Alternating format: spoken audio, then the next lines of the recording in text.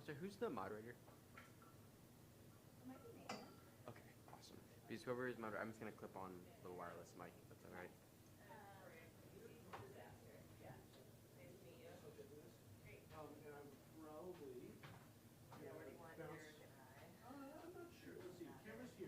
So let's have you with an easy camera range. Campbell's on the camera, so someone will hear it. Ready? No, I am Monica. I'm Nathan Suda. Derek, good to meet you. Thanks for doing all this. Yeah. So you and Tori, I'm probably going to bounce as much as possible. That's okay. So if you sit along here, just because the camera's there, maybe we'll virtually. Again, the virtual folks, Jen is going to be taking notes.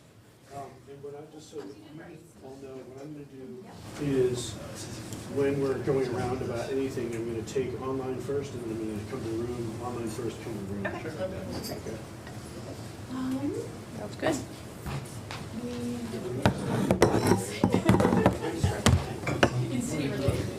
Get on the Zoom. How are you, Ann? Nice to see you. It's not bad. It's okay. Does that mean it's not good either? You just don't want to brag? Yeah. It's more of that. Make the rest of us feel bad. Yeah. No. I was here.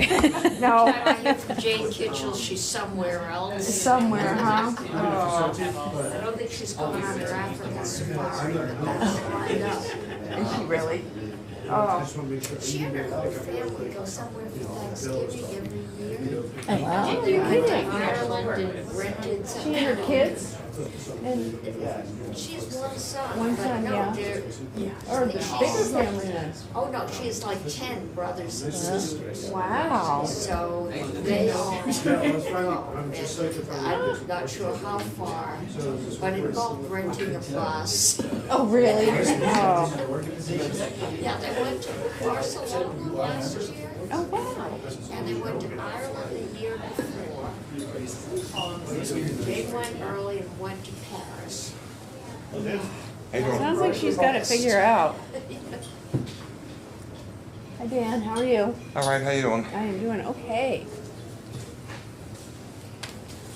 Did you know, seems unlikely we get everybody who's online, so probably they're gonna do breakout groups. And I hope somebody's been.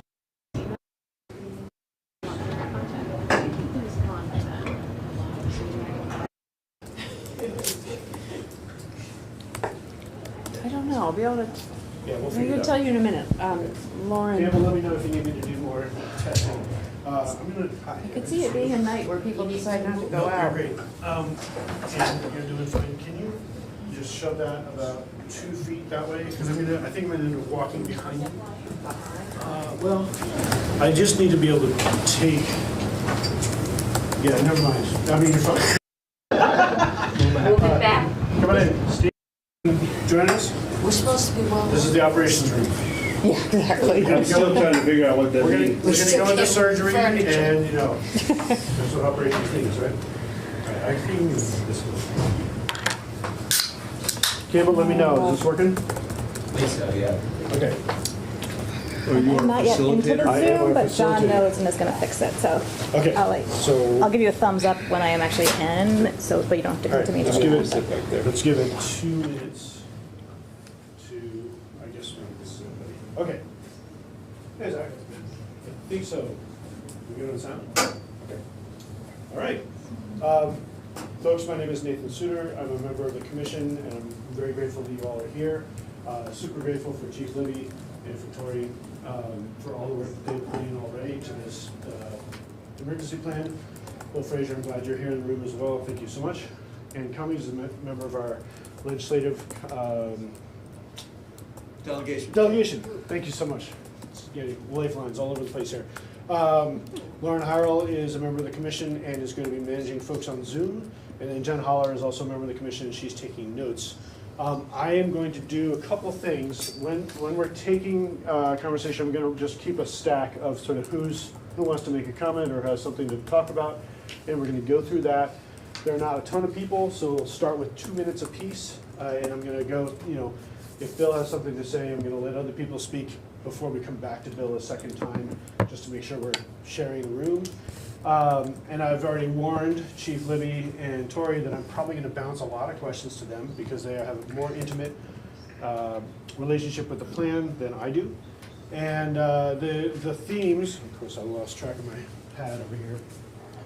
The things we're hoping for from you all are, first, do you have any clarifying questions about what's in the plan, what you think should be in the plan but don't see in the plan? Do you have any feedback or comments? That would be the second layer of any sort whatsoever. And then thinking about what are the next steps within this plan, right? Mark made the analogy that this is sort of like a coloring book, and it's got their spaces to fill in. And so we are the community. We are responsible for filling in those spaces. What suggestions do you have? What thoughts do you have?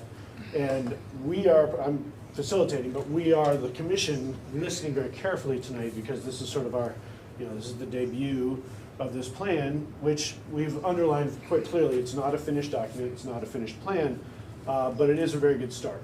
And so then your voices add detail to that, and that's what we're looking for. Okay? So, Troubleshooting. okay, all right. We may have more folks joining us on Zoom. Who has questions or thoughts about what's in or what's out of the Got plan? a preliminary and a priori issue that I want to raise, and that's this, on whose authority is this plan being constructed? Because this is a government function that we're trying to do here. To another degree, it's a community neighborhood function on the other end of the extreme.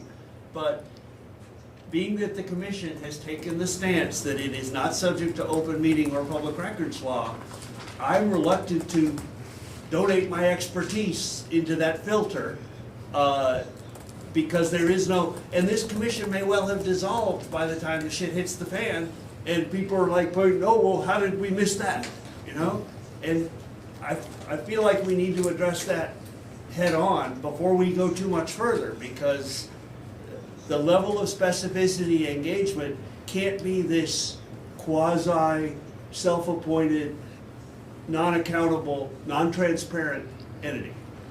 I think I understand your question, and the way I read the plan is that the commission has hired the consultants, worked with the consultants, did community engagement to build the plan, collaborated with the city to get it to the stage where it's at. And then at this point, or very soon, when the city council considers whether to adopt this and the city staff consider where to fill in their pieces of it, it becomes a municipal plan. And so then it is, it's city staff, it's the accountable city council. Is that a fair assessment of what's happening? We've missed the opportunity to review the scope of work of what Erica ACDC is doing. We've missed. So that's what the commission did. And this is, this tonight and further input, right? So there are two ways to give input, go beyond this. This is the opportunity for public to give thoughts, give comments, give feedback. So that's what we're hoping for tonight. Ann? Yeah, just for background, I was the mayor during the '92 flood, the last big one. And the city did have an emergency management plan then. We had a director. We were told by FEMA, we were textbook. So what does the city have now that we are perhaps building on? What? Still that short form plan that identifies positions that moves annually, but it's not, certainly not 65 pages of detail, or with annexes that address water rescue, flooding. It's mostly a list of names and phone numbers. And I think, during the 2023, the city has an emergency plan which they put into action, right? Moved fire trucks out of harm's way, moved city staff and operations. So I think I think what's exciting to me about this plan is that this is broadening that and trying to integrate, okay, how do we get the community involved in a way that's prepared instead of reactionary? Is that a fair? Yeah, I can expand a little bit on that. So the local emergency management plan, which is that packet there, I was on the working group to create that template. I think that was like 2017, but basically, we had to take into account that there are towns the size of Montpelier with about 8,000, and there's towns with 400 people. So we had to make a statewide template that, at the bare minimum, a small town with no paid town staff could fill out and maintain. And then, it's up to larger communities, if they have the resources and the staff, to do an expanded plan like the Maple is.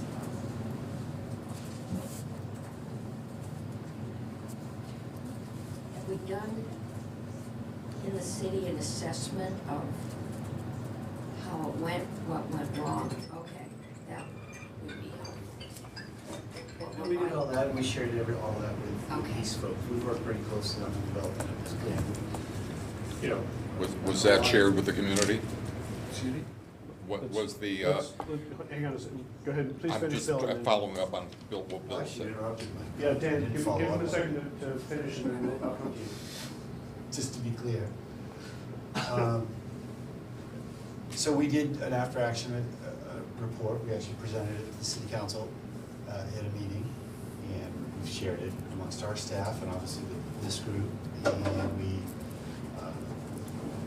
and I think we shared it with the commission, obviously, and have welcomed the opportunity to expand the scope of that with this group. And also, I think one of the things that we really heard after the flood in '23 was the link between what our other, there was a lot of demand about how come the city didn't tell me what to do at my house, and those kinds of things. So it was like, who does what?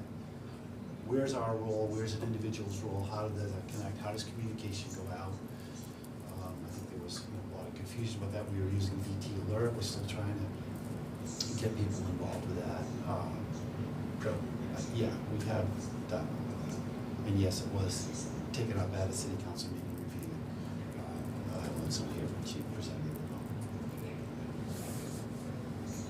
the Can Are you with ACDC? I am. Okay. We just, I'm gonna keep track of who's up. We've already heard from you, give it a second.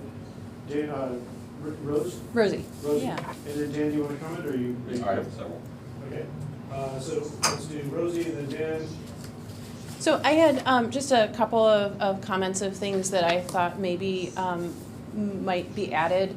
One is under the financial management section. I guess I have some experience at the state level trying to figure out how to get FEMA to pay for some of this stuff after the fact. And one of the things that I noticed is that there is a lot about tracking what the city is spending, but less about tracking what the needs are. And one of the weaknesses we found in response for the '23 flood is that FEMA was looking for documentation of these specific needs. And so there's a lot of like, okay, we're going to document that the road was damaged, but also documenting the people needs, the food needs, the impact to people. That would have been really helpful to have for FEMA, and so just noting that maybe it's the financial management person who's tracking that, but maybe somebody else, and maybe it's, the volunteer hub gets tasked with that, but somebody should be tasked with that in terms of trying to get the most money back to the community afterwards. Another thing I noticed was kind of on that front, I think there's a lot of data that the State Emergency Operations Center is looking for in terms of those human needs, and that maybe the one point of contact isn't necessarily the person who, in this case, Bill in the past is not necessarily the person who's keeping track of all those needs and can't keep track of all those needs. So maybe there's a second point of contact to the State Emergency Operations Center to just kind of give that on the ground, those requests about what the needs are aside from just public safety requests. And then I also noticed that the school's not really mentioned at all as a public body. And I know in Vermont we have kind of a little bit of a firewall between schools and towns, but when it comes to emergency response, they really need to be working together. And so I'm sort of would like to see them included, and I think they're a key partner and can be a key partner in all of this stuff, including communications and resources, and just along with library and stuff. Am I at my limit? Can I pause you for a second? Yep. Yeah. Tori, do you have any thoughts you want to? Yeah, so the reason that, we have one contact to the state is, to keep it simple. So the way that it's written in the plan right now is, I think the volunteer hub would be a probably appropriate entity to, take in that information of tracking needs, and then they would report that up to Bill, and then it would go up. It kind of goes into that incident command structure that Chief Libby spoke about a little bit ago. It's just kind of having that linear path of communications just to reduce confusion, reduce redundant information, and even misinformation. I just remember a lot of people were calling Bill for everything and wondering Yeah. if there are some things that we can try to take off Bill's plate, but I don't want to put you on the spot too much with that. Yeah. He's always, you can always designate it to somebody else too, Yeah. Depending on needs. Thank you. Rosie, I'll come back. Yeah, pass it back to We got a bunch of time. I think we're gonna be okay. Yeah?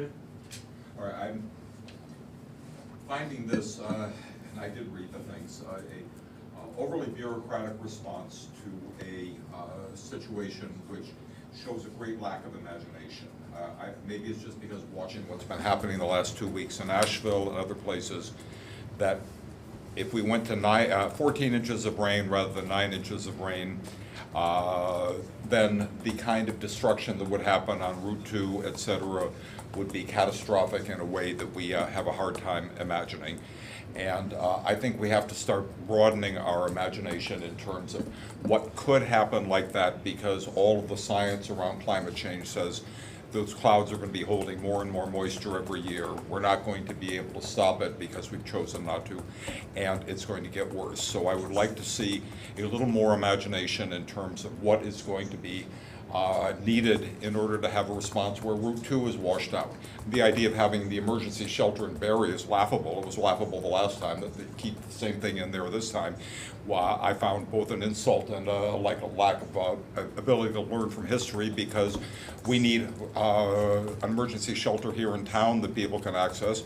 We probably need two, because it turns out the whole west end of town got separated from this side of town just when Bailey Avenue and State Street flooded. I mean, we've got a situation where we've got to have more imagination on what possibly can happen, how we're going to mobilize around it, and rather than saying how is the administration going to get up and running again, we had a very mild disaster last year. I know we thought it was catastrophic, but in terms of what you can see going on around the country with climate change right now, it's about to be a whole lot worse, and I think we have to spend some time thinking about that and figuring out how we're going to respond. Thank you. I think before I ask you two to respond to those comments, I also read the plan, and one of the things that struck me, Dan, was that the plan is designed not just for a flood, right? It's an emergency response of any sort, which could be, look, my 2 minutes are up. I'd like to talk to that, or come back to that Yeah, one. we only have a few people, so we're gonna have plenty of time. But I think I was struck by, okay, this is not just about floods, right? This is a community-wide, it's more severe COVID, it's fire, smoke from wildfires, it's a chemical spill. So I think that one of the things I appreciated about the plan as it is now is that it is broad, and that it is considering our strength is within our community and in integrating the community with the city. That was my, as a reader, response. I'm curious if you have thoughts about. Yeah, Dan, I appreciate your thoughts on the sheltering. In July 23, July 24, I oversaw the Swiftwater operations for the entire state, and getting people to the Barry Auditorium is a challenge, even in downtown Barry. That, we're taking people out of cars, houses, parking lots, wherever, and taking them to a lily pad for a high water vehicle to try and get them up the hill. And, within the Barry city confines, that's a challenge.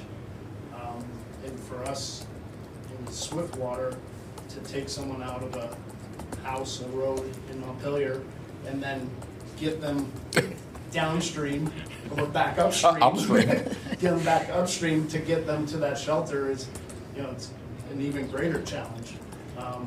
So I think there are opportunities to look at sheltering capacity within the city for overnight sheltering, right? That welcome pets, because my experience from doing flood response for 40 years is that a lot of people won't leave their house if they can't take their pet to a shelter, right? So having that entire package to make someone realize that it's, your house is what it's gonna be, but we can't replace you. Let's get you and your pets out of here into a safe place, and when it's safe to come back and evaluate your losses, then that's the time to come back. But for now, when we go downstream, it's really a one opportunity. Get in the boat, we can't come back and get you later. And unfortunately, people that either are underserved populations or have pets that can't be sheltered, they make a decision to oftentimes to stay because of that. So, I won't wait on that too, if I could. We've advocated for additional shelter space in Montpelier in the last couple of years, even pre-23 flood, just based on for all the reasons everyone else has cited. Biggest pushback we've gotten, I agree with you about the imagination. Then it comes down to what's available for resources and who's actually going to do it. And the shelters are run by the American Red Cross, which are volunteers. And so they have their own limits of what they can operate. So their answer, which we haven't 100% accepted, but their answer is, we have to provide food, we have to provide shelter, bathrooms, all these things, medical, psychological, all these things in a location. The very auditorium is the place that is the biggest, is the best equipped for it. We can set that up for the most people. It's a huge logistical nightmare. And so we have said, can you set up another? But then they've got to duplicate.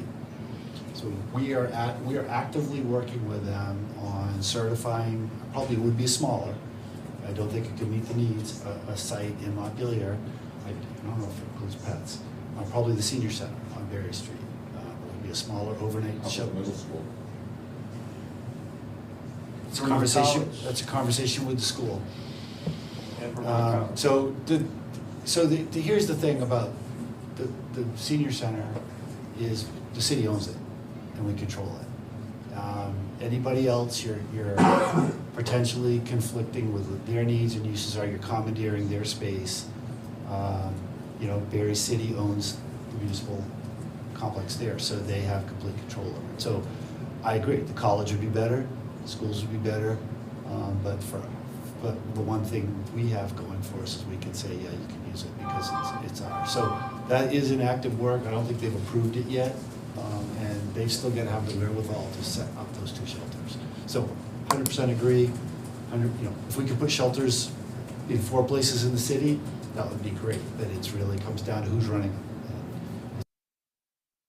Well, I just go back to what happened last year with some people were dumped at the middle school, but there was not even place for them to sit, let alone water, food. A closet with some of that stuff in there would at least be a temporary solution. Completely agree. So I think that I like that, the specificity of that, right, is, okay, let's think it all the way through, right, which I think is what's exciting about this moment. Clearly, it's not all completely thought through, so I like that, okay. Tori, I just wanted to give you a chance in case you had any responses to the. No, I think they'll have it. Okay. Here's what we got, coming back to Rosie, then Ann Cummings has been trying to speak for a little bit, hang in there, I see you. Dan, and then Steve after Dan. Go ahead, Ann. No, I was just, the one big mistake we made in '92 was that there was no evacuation plan for the school. And they just told the kids to go home, and we took kids off the ice 15 minutes. This was an ice jam, and it was 10 feet high. We took kids off that ice 15 minutes before the ice went out, and it went out like you pulled the plug in a bathtub. We're lucky we didn't lose kids. I was told by someone from the school that they do have an evacuation plan, and they were told to go to National Life, at least the high school.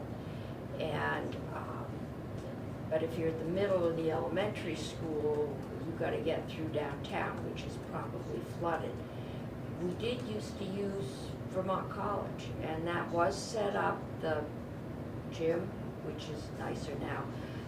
And the Red Cross did staff it, but I gather, like everyone else, they're having trouble getting volunteers. Yeah, there's, And it's hard. just to follow up on that, we did debrief that. The 92 flood was a localized Montpelier flood. Right. So all the resources were able to come to the city of Montpelier, National Guard, everybody, and they could set up the Red Cross here. The 93, the 23 flood, 24 floods, even 2011, those were statewide, much wider. So we couldn't just say everyone come to Montpelier because people also go to Barry, Plainfield, or Barry, everybody, the state team. So the Red Cross had to make a strategic decision, what's the best place in central Vermont to serve all of these people? And it was very odd now. And to the point about people at the middle school, that was really, but we just staged people here. We just staged people there so we could provide transport. Because our vehicles could get through where, a lot of personal vehicles could. We were taking people in DPW trucks and fire trucks and police cruisers and things like that. So we were getting people to Barry. But you're right, they got stuck at the middle school without much and better planning for that. Absolutely great. So I appreciate your responses, Bill, and one of the things that I'm hearing is just sitting in this room, we can identify better sites in certain situations. And so it may be that one of the roles of the commission is to help, bring whoever controls big buildings at BCFA, which is no longer BCFA really, or, the schools to the table and talk that through and think about, to Dan's point, not A, could we use the space in such and such scenarios, but also is it equipped or could it be equipped? Yeah. Okay. Rosie? So I do have a follow-up question on that, which is, I'm not sure that the Red Cross has to be the ones to run the shelter, and I almost think that there's a sheltering training for other organizations that want to do that. And so I'm curious about if that's the hurdle, and great if we can work with them to get them to do something here, but even if we're looking for kind of those staged shelters here and eventually people get moved to the Barry Auditorium, is that a role that can be, given to a partner organization or, the volunteer hub or something to train for and plan some smaller shelters, maybe multiple shelters within the city that are accessible to each of the areas that might be cut off from other areas as an interim? Yeah, great question. So in Vermont, the American Red Cross will stand up, I think it's 7 or 8 regional shelters across the state. Their position is they're not going to be coming to local shelters anymore because they don't have the people or the resources in order to do so. They do put on shelter training of all levels, kind of all the aspects that you spoke to a little bit, Bill. So really, like, those local shelters are community run. It could be a nonprofit, it could be a city function in that regard, but yeah, the Red Cross will train you, but they're not gonna come and manage it for you. Did I answer your question? Yep, you Okay, did. good. Just one more piece of information. We were also told that FEMA will train disaster counselors, so people that were working with people in shelters. So there is FEMA, and it sounds like there's Red Cross training out there that's available. Yeah, I took the Red Cross shelter training, it was online, but, someone facilitated it for, I think it was 4 hours long. But yeah, FEMA has a ton of training courses that are, self-paced, or they do virtual or in person. Dan, you're up. Okay, I guess overall problem with the plan is that it is an emergency response plan rather than an emergency action plan. Okay, I think we had a great failure last year in not having the police out It was evident from the people I know, like Roger Hill, et cetera, that this was going to be a major event well before the night started. Why weren't we being rather safe than sorry on terms of warning people along Elm Street, warning people in the other threatened neighborhoods that maybe there was a problem coming, maybe their cars should be out of there, maybe they should be out of there, because this was clearly about the, now we may get that wrong occasionally, but I would rather be, like I said, safe than sorry, and I'd like to see more of an action orientation, both in preparation and how do we begin to flag what's going to be needed so that we're prepared, because you can see this stuff coming, rather than trying to just say, oh yes, well, I guess we've got an emergency on our hand, let's have, see, we go to this here, and we're gonna check this box, this box, this box. And meanwhile, people are, but what you've got is, I saw more in that plan about managing receipts than I did about how we're going to deal with the people, and I know we're supposed to have another workshop about the citizen response, but it says, oh well, the businesses should get the emergency response notification. That will help them.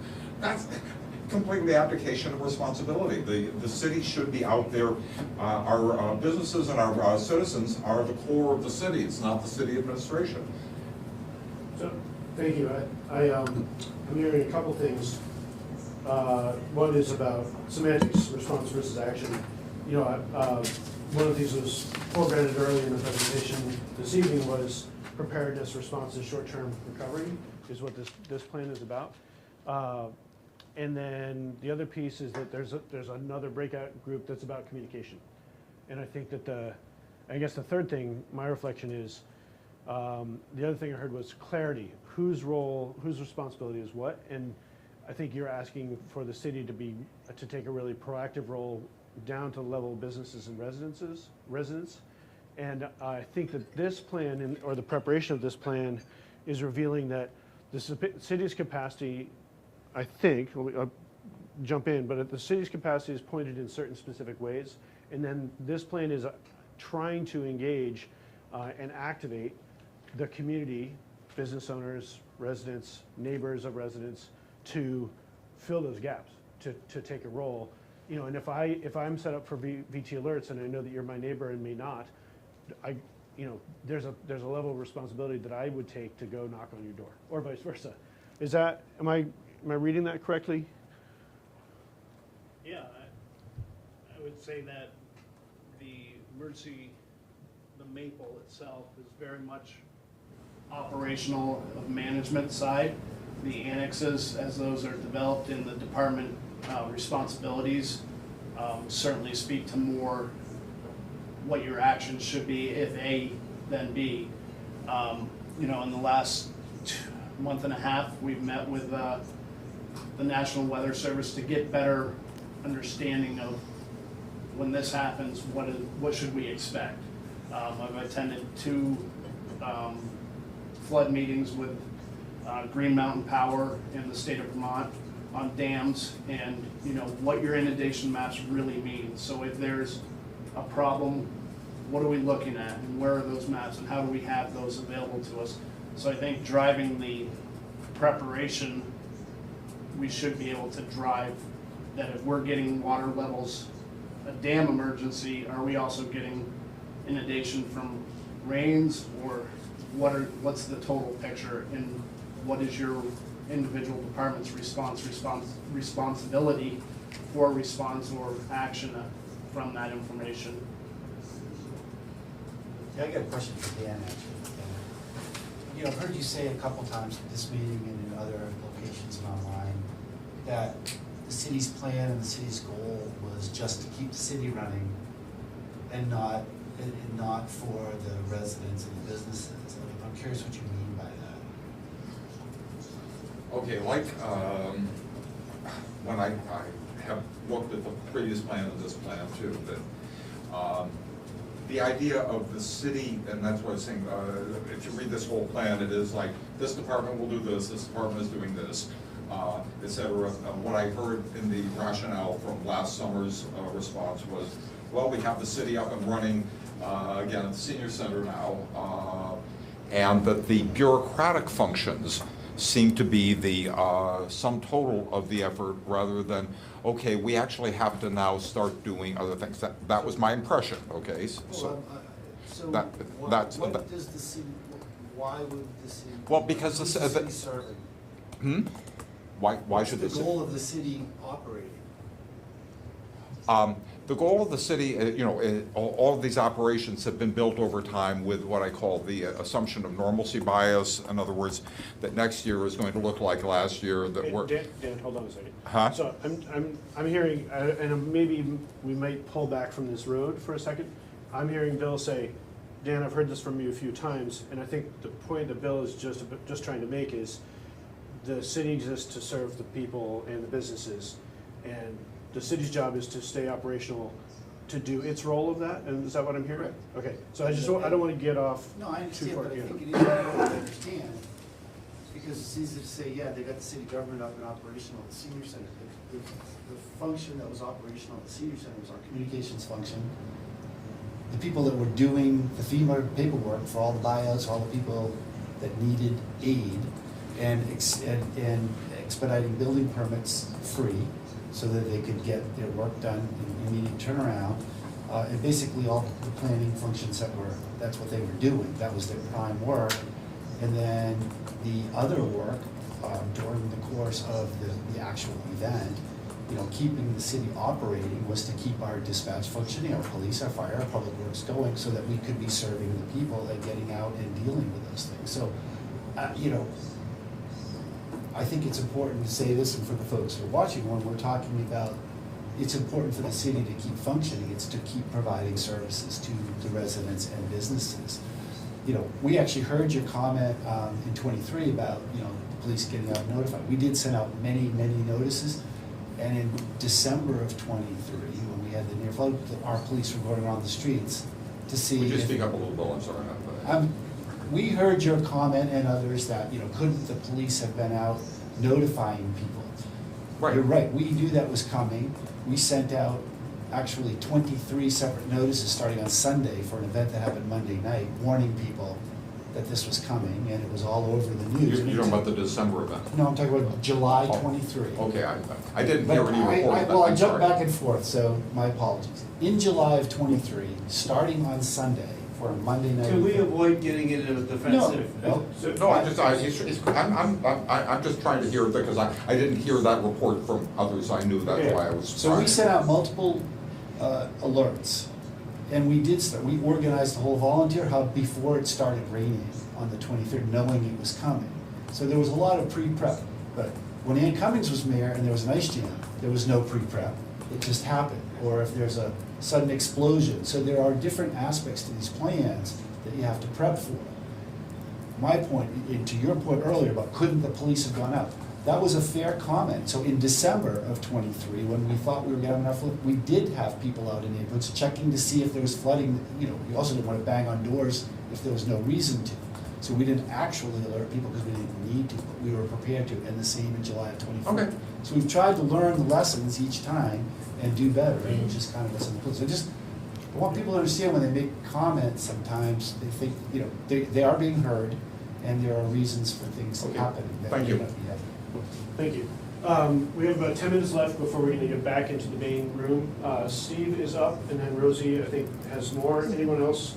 Dan, do you want to come back? Hang on, though. Steve hasn't gone in a while. so- Go ahead. Categories of stuff, again, with reservations, because I don't know what black box all this is going into. You've heard that. We've got to prepare for floods, for hurricanes that come this way, heat, freeze. We're currently under a coronal mass ejection that just happened yesterday, or that is coming, might miss the earth, but it could also wipe out all our comms.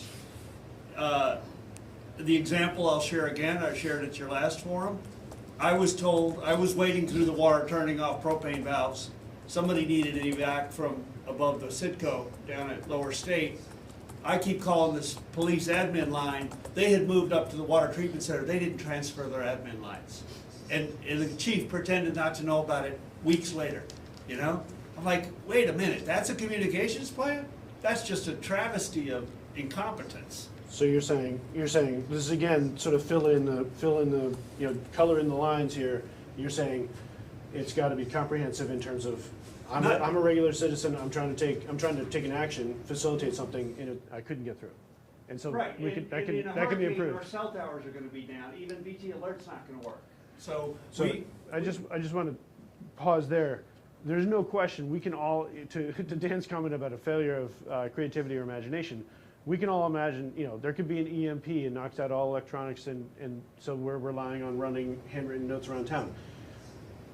We can always imagine severe things. I think the idea of an emergency management plan and doing this conversation now is be as prepared as possible, acknowledging that we cannot 100% prepare for everything. So Okay, I see no mention of ham radio. Who are our licensed ham operators? Do they have generators? So how about you present it as, hey, how about ham radios? That's a possible solution. How about you present it that way as though it's not a lack, right? The plan, as we've said, Don't is tell me how to present it, I'll just. Well, I'm asking you because, Yeah, I know. Steve, there are people in the room who've worked hard on that.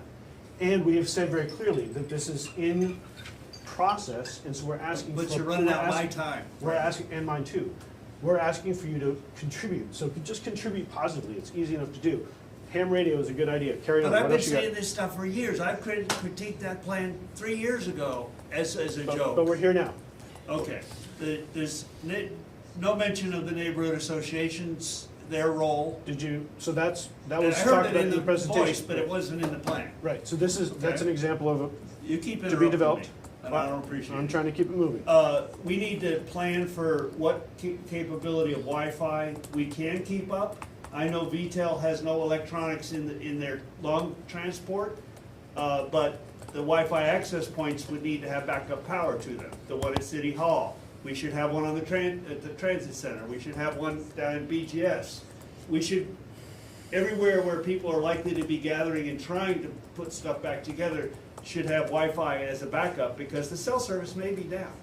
And that kind of, the conversation about shelters is almost farcical, because we, for 5 years, have been attempting to shelter our unhoused, and this is about the best we can do. And there's quite a parallel here, where how are we gonna do shelters in a real emergency? But let's look at how we've done 5 years with the unhoused population. So Steve, do you have a suggestion about that? I've made plenty of them. Okay. And they've gone nowhere in this town. I have a real problem with designating the city manager as the Emergency Management Director. emergency manager. So can we pause there for a second, because this is, I'd rather not, because I'm gonna run out of time. well, but we're having a discussion. So, one of the things that the commission is thinking hard about is it fair to expect someone in Bill's role to also have that pretty large role? And to Dan's point, are we really prepared? So that's a big role. And so one of the things that we're thinking about is. Well, if we got another year out one of the it, things- that's One of the things that we're thinking about is, how could the city support in a distinct role, a new staff person for that? What do you think about that?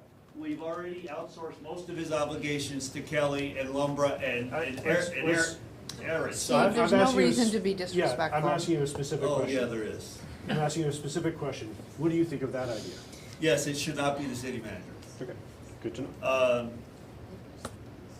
I was in the basement of City Hall last July, and suggesting that 15 inches wasn't enough to get the stuff off the floor. They only emptied the bottom row of file Okay, cabinets. so wait a second. So you're saying, I move mean, things higher? we're hearing that we had volunteers. Yeah, we were there, and we could have avoided all the public works files getting flooded, and we didn't. Okay, so let's point forward, right? The point of this plan is to point forward and do a better job next So time. we're gonna need video conferencing capability, not based on Zoom or Teams, but based on a local video server in order to gather, be it over cellular, Wi-Fi, or fiber connected, to convene the decision makers in a serious disaster response. Also, the plan or the slides referred to 3 categories, Derek? Yes. And the 4th category is a regional, because if East Montpelier and Berry City and Berry Town and Calais and Middlesex are involved, how are we gonna share resources or respond to emergencies that are bigger than just Montpelier? And that's the fourth category in your slide. Get a county government. The idea of bridges, Okay. that we're gonna, bridges is where the vulnerable, we don't even bother to list the bridges, Pause. yeah. It's okay, I'll come back to you. I just want to make sure that we got Rosie, and we got Ann, and we are 3 minutes out. And one more question. So I have a couple of really different comments. One was, there was a quick mention about, I think, monitoring the water levels. And I'm wondering, I happen to live on an unnamed brook that has overflowed and caused a lot of destruction. And that one seems to be getting like lots of really like localized flash flooding that's really impacting our neighborhood. And I think there may be some other ones like that further up Elm Street as well. And I'm wondering about the feasibility of installing some additional like water level monitoring on those, so that the city has more real-time data on what's going on with all the tributaries to the North Branch. I know we've got the flood monitoring stations like lower down on the North Branch, but there's not actually any visibility a little bit higher up, and that could maybe give us some better information about what's going on. A totally different comment is just wondering about whether there's a role for a flood recovery officer. I know in the state's emergency operations center there is that role, and wondering about having that role planned for early on in the emergency, again, for some of this tracking, because one of the big issues for us has just been getting the money back and getting everybody back on their feet afterwards. And then the last totally different comment is just around food, and again, sort of from my day job, just knowing that there are actually a lot of resources out there for paying for food in emergency situations from the federal government that we haven't really been taking advantage of. And they're a little complicated to take advantage of, but also not that difficult if we know about it ahead of time and plan for it. So just making a plug to think about that and reach out to me in my day job role to work on that, because there's some good resources there. Rosie, what's your day job? I'm the State Director of Child Nutrition Programs at the Agency of Education. Awesome. Okay, thank you. Next up, Ann. Yeah, in your vulnerable population, you might want to add non-English language. Getting translators was an issue, and we had people who did not understand. The other one was, I get Vermont alerts, and you said you sent out alerts, but I don't remember any from the city. And I didn't know that I was supposed to tune into the Facebook page to find out what was going on. A long time ago. When I was a child, we used to get a thing from the fire department. In those days, they rang a number on the horn, and that gave you an address, and you knew where the fire was. And my grandmother and I chased them because my grandfather started the fire department. Oh, so she started the fires. You would have an emergency management card that went out to people that said, in an emergency, this is how the city will communicate with you. And if all the electricity goes down, if you're supposed to evacuate, we will do 3 blows on the whistle for Elm Street and 5 for Lower State. So I think I can even hear that at my house when it goes off, that there is an alternative there, because we're seeing in South Carolina, Tennessee, that there's nothing there. I mean, Yeah. it's wiped out, and yeah, it could come here, but that would be an alternative way that wouldn't. I'm assuming the city still has a generator, and we've gotten it impossible. Maybe not, but that we could at least have some base communications, so you know. And then if people knew where to go, it would be helpful. Yes. thank you. And then, Dan, back to you, and then Steve. Just quickly, where I started, which is, I would like to see somewhere in this process that a continuing look at super destructive storms, because I believe that's what's future. This is nice with the assumption that we're going to continue the way they are. But if we have major loss of roadways, communication, other connections, we've got one transformer down here which is in the floodplain on River Street. Things like that really have to be looked at so that we have a better preparation for what the climate change catastrophe is about to deliver from us. So you're looking for, partly you're looking for infrastructure adjustment, which is long-term planning ahead. I want us to have more imagination on what can be done, because otherwise we could find ourselves, just looking at the pictures out of Asheville and the other towns, is like, Yeah. oh, Yeah, it could be bad. that's sobering. We got 30 seconds, and then we gotta head back to the big room. In keeping with the communications, two-way radios, the little 3 to 5 mile range, no license required.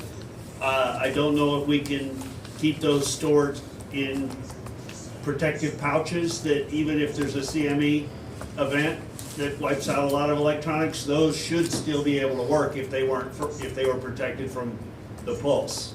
The pulse is not unlike a neutron bomb pulse, and it fries electronics, but you can, Faraday cages and even maybe foil pouches can protect radios but also teaching everyone how to scan their essential documents and get them stored in the cloud, that's a fundamental essential. That's such a traumatic thing for people to find their insurance policies and their driver's license, their birth certificates. So that's a neighborhood association type thing. Great. That's enough for now, but again, sort out who's in charge here and on whose behalf are we doing this? You know? Yeah, I think that question's been answered, but okay. Let's wrap this. Tori and Chief, thank you very much for joining. Let's head back to the auditorium and we'll wrap it up for this evening. It has not been answered to my satisfaction. Well, those are two different things, perhaps. Well, then, no, I mean, do we have to litigate to get you open meetings and public records? I'm not an attorney, Steve. Well, you should be concerned about that, Lauren, if you're. It's not a public body. Huh? It's not a public body, but that's a cop-out when you're doing government business. We're not doing government. Yes, you are. We have no authority. Oh, is this yours, Jen? Oh, thank you. Yep. Thank you. Yeah. Yeah, don't record whatever I'm about